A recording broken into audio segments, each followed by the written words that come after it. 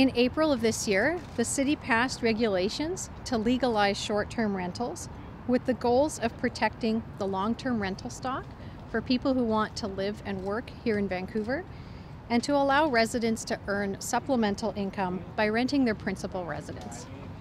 We've also been working with Airbnb and Expedia.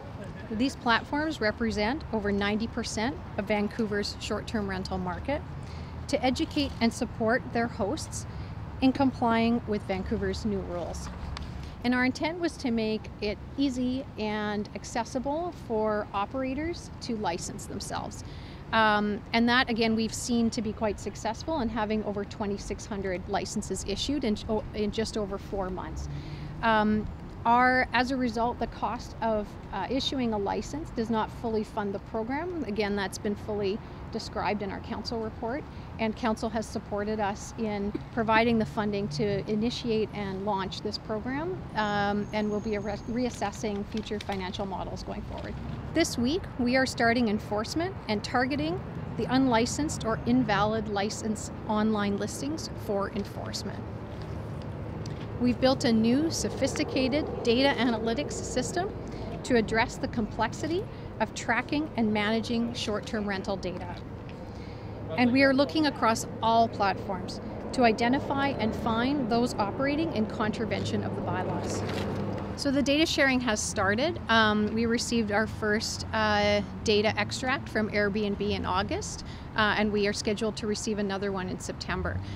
So we are continuing to use that data in informing our analytics and prioritization of files for escalated enforcement.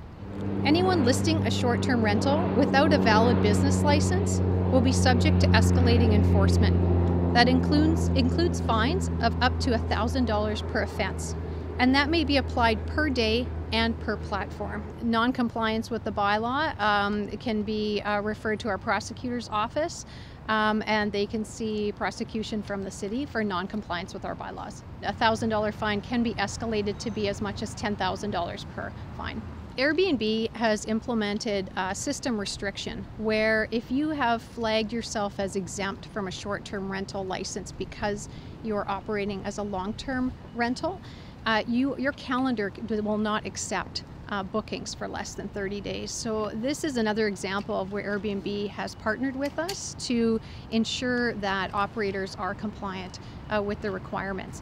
Our innovative approach to regulating short-term rentals in Vancouver is exceeding our expectations, and we're very pleased with these early results. We know there is still work to do, and we will continue to evolve our processes as we focus our enforcement on the operators who are unlicensed or who are misusing their license.